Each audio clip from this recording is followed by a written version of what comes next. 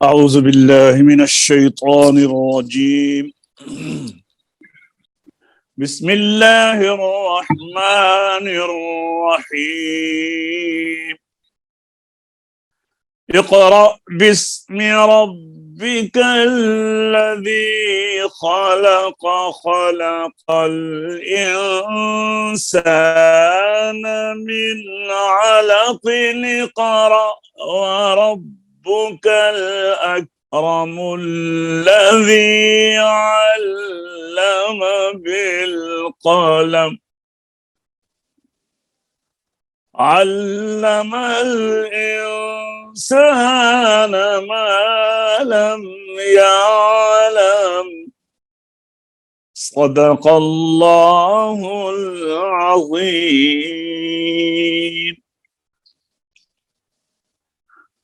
السلام علیکم ورحمۃ اللہ وبرکاتہ. درس تجوید و قرات کے ساتھ فقیر محمد مسعودی آپ کی خدمت میں حاضر ہے. آج ہم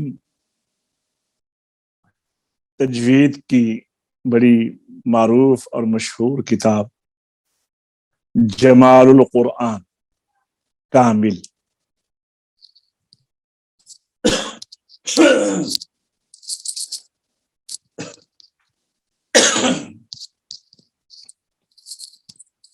جمال القرآن کامل اس کا آغاز کر رہے ہیں.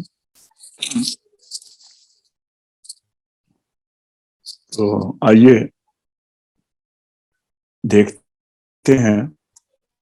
تو شروع کرنے سے پہلے ہم باقاعدہ درود شریف پڑھیں گے، پھر دعا مانگیں گے. اللهم صل على محمد وعلى آل محمد كما صليت على إبراهيم وعلى آل إبراهيم إنك حميد مجيد. اللهم بارك على محمد وعلى آل محمد كما باركت على إبراهيم وعلى آل إبراهيم إنك حميد مجيد. اللهم رب يسر ولا تعسر وأنتم مسبب وتمم بالخير وبك نستعين. بسم اللہ الرحمن الرحیم. کتاب کا نام ہے جمال القرآن. حضرت مصنف علیہ الرحمت نے سب سے پہلے اس کا دیباچہ وہ بیان فرمایا ہے، تو آئیے پہلے وہ پڑھ لیتے ہیں. بسم اللہ الرحمن الرحیم. بعد الحمد والصلاۃ، یہ چند اوراق ہیں ضروریات تجوید میں. مسمى، اس کا نام ہے جمال القرآن، اور اس کے مضامین کو ملقب بلمعات کیا جائے گا. ملقب یعنی ہر جو باب ہے اس کے شروع میں اس کا رکھ دیا جائے گا نام، اور باب کو یہاں پہ لمعات کے الفاظ میں، آپ نے پہلے تو پڑھا ہے نا، پہلا باب، دوسرا باب، تیسرا باب. اب یہاں پہ باب کی بجائے انہوں نے فرمایا ہے اس کے مضامین کو ملقب بلمعات کیا جائے گا، کہ مضامین کو لمعات کے نام سے ہم لقب دیں گے. لمعہ کہتے ہیں روشنی کو. تو اس کے 14 روشنیاں ہیں، 14 لمعات ہیں. پہلا لمعہ یعنی پہلی روشنی، دوسرا لمعہ دوسری روشنی، تیسرا لمعہ تیسری روشنی، اس طرح 14 لمحات. اس کو انہوں نے مصنف علیہ الرحمٰن نے تشبیہ دی ہے چاند کے ساتھ، کہ چاند پہلی رات کا چاند، اس کی روشنی 1 دن کی ہوتی ہے، 2 دن کی اس سے زیادہ، 3 دن کی اس سے زیادہ، 4 دن کی اس سے زیادہ، 5 دن کی اس سے زیادہ. اور جب 14ویں کا چاند ہوتا ہے تو پھر مکمل پوری آب و تاب سے چمکنا شروع ہو جاتا ہے. تو ان کا ذہن یہ ہے، ان کا فرمانا یہ ہے کہ جو بندہ اس قرآن کریم کو حاصل کرنے کے لیے اس کتاب کو پڑھے گا تو جب وہ 14 لمحات اس کتاب کے جو ابواب کو لمحات کے الفاظ دیے گئے ہیں مکمل کر لے گا تو اس کا دماغ اسی طرح روشن ہو جائے گا جس طرح 14ویں کا چاند روشن ہوتا ہے۔ تو اس کے مضامین کو ملقب بلمعات کیا جائے گا، یعنی مضامین کو لمعات کے القابات دیے جائیں گے۔ اپنے دور کی بات فرماتے ہیں، محبی مکرمی مولوی حکیم محمد یوسف صاحب آج کل کی طرح نہیں ہے کہ جناب خطیب تو وحید العصر تو فرید الدہر تو لمبے چوڑے القابات، یہ نہیں تھا۔ علم کم ہوتا ہے اور لقب کا جو وزن ہوتا ہے وہ اتنا ہوتا ہے کہ بندہ اس کے اندر دب جاتا ہے، علم نظر ہی نہیں آتا۔ اور یہاں پہ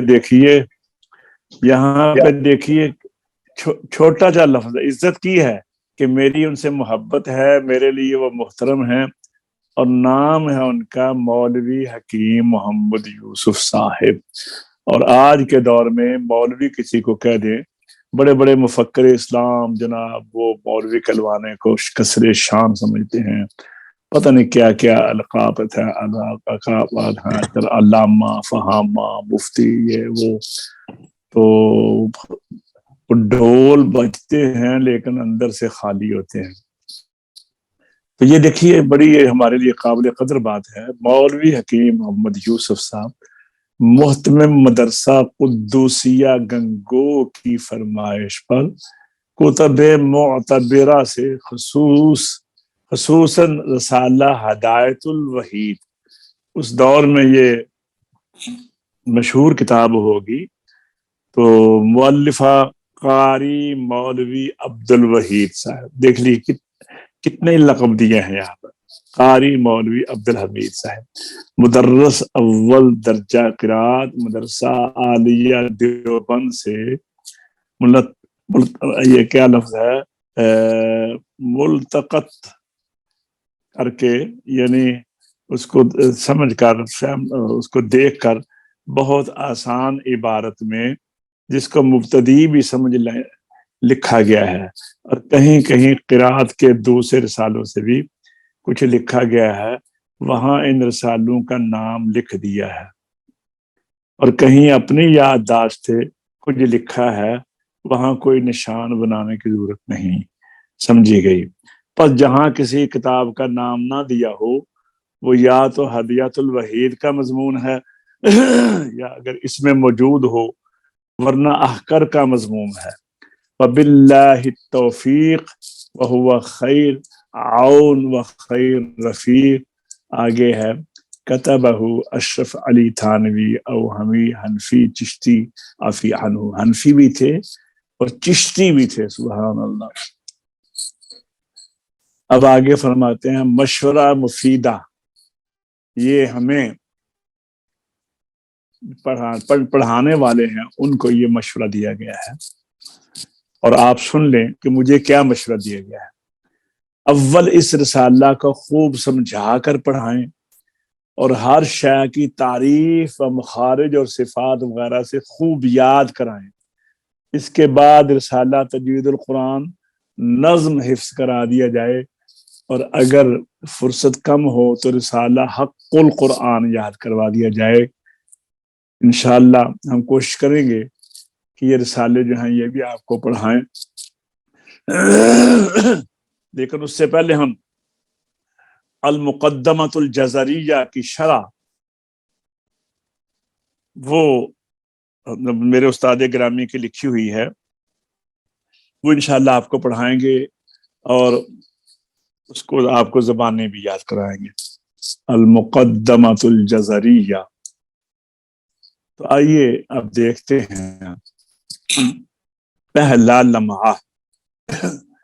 تجوید کہتے ہیں ہر حرف کو اس کے مخرج سے نکالنا اور اس کی صفات کو ادا کرنا، اور اس علم کی حقیقت اسی قدر ہے۔ دو باتیں یہاں پہ آئی ہیں، یعنی تجوید نام ہے حروف کے اخراج کہاں سے ہو رہا ہے، جہاں سے ہو رہا ہے وہیں سے حرف کو نکالنا چاہیے، پہلی بات۔ اور اس کے لیے ہمیں جاننا بھی ضروری ہوگا کہ حرف کہاں سے نکلتا ہے۔ تو جو حرف جہاں سے نکلتا ہے اس جگہ کو مخرج کہتے ہیں، اور پھر یہ جاننا ضروری ہوگا کہ کون کون سے حرف کا کون کون سا مخرج ہے، تو ہمیں مخارج کو یاد کرنا ہوگا اور ان کی صفات کو، جب وہ نکلتے ہیں تو ان کی حالت اور کیفیت کیا ہوگی، حرف کی ادائیگی کے وقت وہ باریک ہے یا پر ہے، نرم ہے یا سخت ہے، وہ آواز جاری ہے یا آواز بند ہے، آواز سانس جاری ہے یا سانس بند ہے، یا قلقلہ ہے یا قلقلہ نہیں ہے، یا تفشی ہے یا حروف کی سیٹی کی آواز پیدا ہوتی ہے۔ تو یہ ساری جو کیفیات ہیں ان کو صفات کہتے ہیں۔ آئیے دیکھیے اس میں میرے استاد گرامی نے کیا لکھا ہے۔ یہ تجوید کہتے ہیں کہ اوپر دیکھیے آپ کو نمبر 1 نظر آ رہا ہے، تو اس کو انہوں نے اس کا ترجمہ کر دیا ہے تجوید کا۔ عربی میں تجوید کے معنی عمدہ اور حسین کام کرنا ہے، عمدہ اور حسین کام کرنا ہے، ٹھیک ہے جی۔ اور اصطلاح میں کیا کہتے ہیں، اصطلاح میں جو لکھا ہوا ہے، تجوید کہتے ہیں حرف کو اس کے مخرج سے نکالنا اور اس کی صفات کو ادا کرنا، یہ تجوید کی تعریف ہے۔ اور تجوید کا معنی کیا ہوا؟ عمدہ اور حسین کام کرنا، کسی چیز کو خوبصورت کرنا، عمدہ کرنا، اچھا کرنا، سنوارنا، اس کو عربی میں تجوید کہتے ہیں۔ اور قاریوں کی زبان میں تجوید کی تعریف یہ ہے کہ ہر حرف کو اس کے مخرج سے نکالنا اور اس کی صفات کو ادا کرنا، ٹھیک ہے۔ اور اس علم کی حقیقت آگے دیکھیے، کہتے ہیں اس علم کی حقیقت اسی قدر ہے۔ نمبر 2 پہ آ جائیں، اب نمبر 2 حاشیہ کا دیا ہوا ہے نا۔ کہنے میں یہ بات تو مختصر سی معلوم ہوتی ہے، مگر عامل ہونے میں بڑی محنت کی ضرورت ہوتی ہے، اور ماہر اساتذہ سے جس قدر استفادہ کیا جائے بہتر ہوتا ہے۔ دیگر یہ کہ فن کی تعریف میں 2 باتیں داخل ہیں۔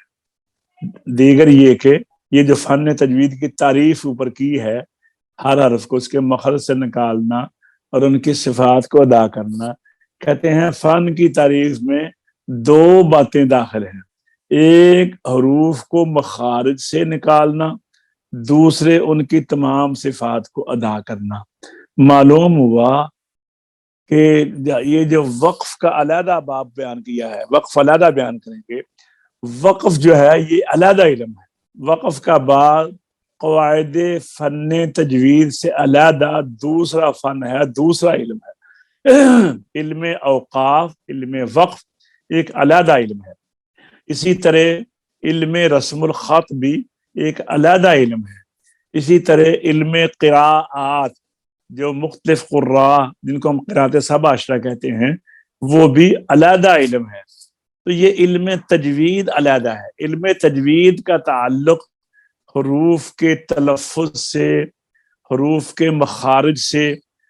مجھے اچھی طرح یاد ہے کہ یہاں پہ پاکستان میں یہ ہے نا علامہ اقبال اوپن یونیورسٹی، اس میں انگلش کے جو سٹائل ہے وہ سکھانے کے لیے، انگلش سٹائل، ہر زبان کا اپنا سٹائل ہے، اپنا تلفظ ہے، اپنا لب و لہجہ ہے، وہ سکھانے کے لیے ایک باقاعدہ فن ہے، یعنی ایک کورس ہے جس کو ٹیفل کہتے ہیں۔ ٹیفل جو بندہ انگلش سیکھنا چاہتا ہے صحیح اس کے معنی میں، صحیح لب و لہجہ میں، صحیح مفہوم میں، اور اس جس طرح کے اہل زبان بولتے ہیں، اہل علم، ہر زبان میں جو اہل علم ہوتے ہیں وہ اصل میں اس کے جو قواعد ہیں وہی مرتب کرتے ہیں۔ تو اہل علم جس طرح انگلش کو بولتے ہیں اس علم کا جو پاکستان میں یہ وہ کورس کروایا جاتا ہے اس کا نام ہے ٹیفل. تو اسی طرح ہمارا جو فن قرات ہے قرآن کریم کا پڑھنا ہے عربی زبان میں، تو اس کو صحیح کرنے کے لیے اس کی سٹائل کو اور اس کے جو ضروریات ہیں اس کی زبان کے اندر اور اس کے حروف کی ادائیگی میں، جس طرح انگلش میں وہ ٹیفل ہے، اسی طرح قرآن کریم کو صحیح پڑھنے کے لیے اس کا جو سلیبس ہے یا اس کا جو یہ سیکھنے کے لیے اس کا جو کورس ہے اس کا نام تجوید ہے. اور قرات علیحدہ علم ہے، فن ہے. علم رسم الخط کہ قرآن کریم کس طرح لکھا گیا حضرت سیدنا عثمان غنی رضی اللہ تعالی عنہ کے دور میں، وہ علیحدہ فن ہے. اسی طرح علم رسم الخط کے علاوہ علم وقف جو ہے کہاں پہ ٹھہرنا چاہیے اور کس طرح ٹھہرنا چاہیے. بات تو یہ بڑی مختصر ہے کہ کہاں پہ قاری کو کہاں ٹھہرنا ہے اور کس طرح ٹھہرنا ہے. جس طرح آپ دیکھتے ہیں کہ ڈرائیور ہے جب وہ گاڑی چلاتا ہے تو اس کے لیے یہ بہت ہی ضروری ہے کہ گاڑی کو کس طرح چلانا ہے اور کیسے روکنا ہے، کہاں پر روکنا ہے، کس طرح گاڑی کو چلانا ہے اور کہاں پر روکنا ہے. جب کس طرح چلانا ہے تو کس طرح روکنا ہے وہ تو آ جائے گا اسی کے اندر ہی، لیکن کہاں پر روکنا ہے یہ بھی ایک علیحدہ. اگر وہ ڈرائیور کو یہ علم نہ ہو اور عین وہ روڈ کے درمیان میں گاڑی کھڑی کر دے تو کتنا سخت نقصان ہوگا. اس لیے ڈرائیور جو ہے وہ روڈ کے ایک آخری سرے پر جا کر ڈرائیور کو گاڑی کو روکتا ہے. اسی طرح پڑھتے ہوئے قاری جو ہے وہ بھی لفظ کے آخری حرف کے اوپر جا کر اپنی آواز کو بند کرتا ہے. تو یہ علم وقف میں، علم اوقاف میں کہاں پر ٹھہرنا ہے اور کس طرح ٹھہرنا ہے، ان دو باتوں کو دیکھنے میں تو یہ بڑی مختصر ہے لیکن یہ بھی ایک بڑا وسیع علم ہے. انشاءاللہ ہم اس کے اوپر بھی کوشش کریں گے کہ کوئی جانکاری کوئی آپ سیکھنے کی کوشش کریں. الحمدللہ. تو راجہ صاحب آپ کو سمجھائیے میری باتوں کی گزارشات کی. جی جی جی جی جی اچھا جی ماشاء اللہ. صوفی صاحب، صوفی ریاض صاحب موجود ہیں؟ ماشاء اللہ، بڑا احسان ہے جی قبلہ. میں بھی موجود ہوں اور سن رہا ہوں اور انشاءاللہ سمجھ آئے گی انشاءاللہ. چلو شکر ہے. تو راجہ صاحب یہ ذرا پڑھ لیں. تجوید کہتے ہیں جی بسم اللہ.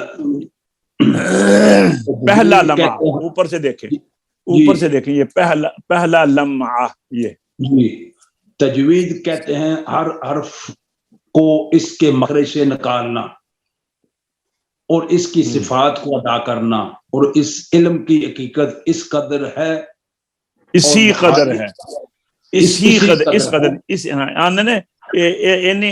بس گل اسی طرح ہی، اسی طرح ہے. یعنی یہ اس لمبی چوڑی بات نہیں ہے یاد کرنے کے لیے. اب اس کو تعریف اتنی کافی ہے کہ ہر حرف کو اس کے مخرج سے نکال لیں اور اس کی صفات کو ادا کریں. تو باقی رہ گئی وقف کی باتیں، علم قرات کی باتیں، علم رسم الخط کی باتیں. قاری کے لیے، مکمل قاری بننے کے لیے 4 علموں کا جاننا ضروری ہے. مکمل قاری بننے کے لیے حافظ عمر، مکمل قاری بننے کے لیے کتنے علموں کا جاننا ضروری ہے؟ 4. بولیے. 4 علموں کا. پہلا علم ہے علم تجوید.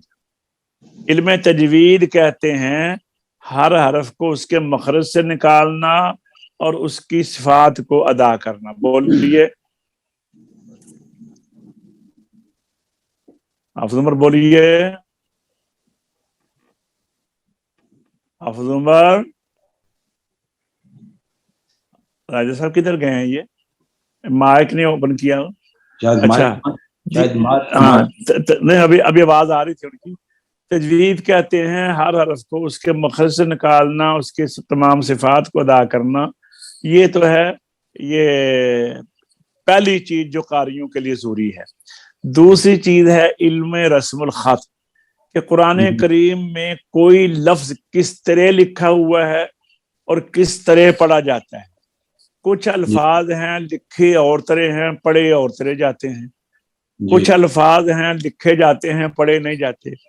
کچھ الفاظ ہیں پڑھے جاتے ہیں، لکھے نہیں جاتے. کچھ الفاظ ہیں کہیں ملا کر لکھے ہوئے ہیں، کہیں علیحدہ علیحدہ لکھے ہوئے ہیں. کچھ الفاظ ہیں کہ وہ الفاظ تو نہیں لکھے ہوئے لیکن ان کو بتانے کے لیے کہ یہاں پر فلاں ان کے سائن لکھے ہوئے ہیں. مثلا نون ساکن کا سائن تنوین کے ساتھ ہے، 2 زبر 2 زیر 2 پیش جو ہے تو یہ نون ساکن ہوتی ہے. اسی طرح الف واو یا کی جگہ پر کھڑی زبر الٹی پیش کھڑی زیر لکھا جاتا ہے. تو یہ قرآن یہ علم رسم الخط ہے، یہ بھی جاننا ضروری ہے. تیسری بات ہے علم قرات. جو 7 قراء ہیں ائمہ قرات اور 10 قراء ہیں ان کو کہتے ہیں قرات سبع، اور پھر 3 علیحدہ اور قاری ہیں ان کی قرات کو کہتے ہیں قرات عشرہ. اور اس کے بعد 4 قرات اور ہیں جن کے اوپر نہ تو ہم انکار کر سکتے ہیں اور نہ اقرار اس کے اوپر کسی کو مجبور کر سکتے ہیں. وہ شکوک والی قرات ہیں، نماز میں وہ 4 نہیں پڑھ سکتے، ان کو قرات شاذہ کہتے ہیں. ٹھیک ہے. تو علم اوقاف یہ میں نے بتا دیا ہے کہاں رکنا ہے، کس طرح رکنا ہے. تو حافظ عمر آ گئے ہیں کہ نہیں؟ جی گر صاحب میں تب بھی ادھر ہی تھا، وہ مائک بند ہو گیا تھا. جی اللہ جی پر رحم کرے، اللہ پر رحم کرے. ہنسنے کی بات نہیں ہے نا، باہوش ہونا چاہیے. مجھے تنگ کرتے ہیں نا آپ، یہ ٹھیک نہیں ہے. اعوذ باللہ من الشیطان الرجیم، بسم اللہ الرحمن الرحیم. ما ننسخ من آية أو ننسها نأتي بخير منها أو مثلها. ألم تعلم أن الله على كل شيء قدير. راجہ صاحب آپ پڑھیے میرے پیچھے ذرا. ما ننسخ من آیت. اعوذ باللہ من الشیطان الرجیم، بسم اللہ الرحمن الرحیم. لہجہ نہیں لگائیں آپ، لہجہ نہیں لگائیں. ما ننسخ. سنیے پہلے جب میری آواز بند ہو جائے تو پھر انتظار کیا کریں کہ میں نے اور تو نہیں ابھی پڑھنا، پھر شروع کیا کریں. ما ننسخ من آیت. ما ننسخ من آیت او ننسها نأتی بخیر منها. او ننسها نأتی بخیر منها او مثلها. او مثلها. ألم تعلم ألم تعلم أن الله على كل شيء قدير. أن الله على كل شيء قدير. شيء حمزہ کے اندر سختی ہے. شيء قدير. شيء قدير. جزاك الله. ألم تعلم أن الله ألم تعلم أن الله له ملك السماوات والأرض. له ملك السماوات والأرض.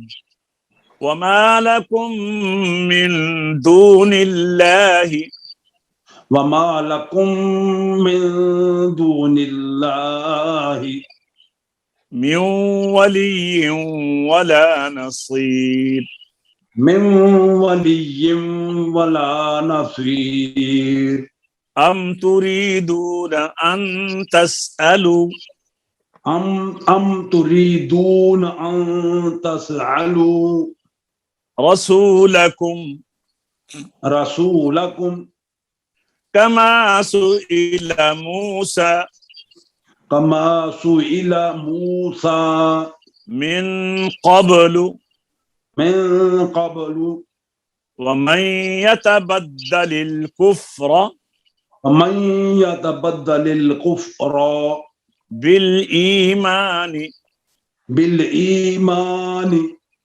فقد ضل فقد ضل لام کو لمبا نہیں کرے فقد ضل سواء السبيل سواء السبيل. جی حاجی صاحب آپ پڑھیے. ما ننسخ من آية أو ننسها نأتي بخير منها أو مثلها ألم تعلم أن الله على كل شيء قدير. ما شاء الله. أعوذ بالله من الشيطان الرجيم. آج سب آ گئے ہیں ماشاءاللہ. ٹھیک ہے جی میں شروع سے حاضر ہوں. اچھا جی. بسم اللہ الرحمن الرحیم. ما ننسخ من آیت أو ننسها نأتي بخير منها أو مثلها ألم تعلم أن الله على كل شيء قدير. جی صوفی صاحب. اعوذ باللہ من الشیطان الرجیم. قا کے اوپر محنت کریں. شیطا زبان کی جڑ کے اوپر اٹھے اور زبان کے نوک ثناء اولیاء کی جڑ کے اوپر جو سلوٹیں ہیں تعلق کی وہاں پر لگیں. شیطا. جی. اعوذ باللہ من الشیطان الرجیم. بسم اللہ الرحمن الرحیم. ما ننسخ من آیت او ننسها نأتی بخیر منها او مثلها ألم تعلم أن الله على كل شيء قدير. جی حافظ صاحب. أعوذ بالله من الشيطان الرجيم. بسم الله الرحمن الرحيم.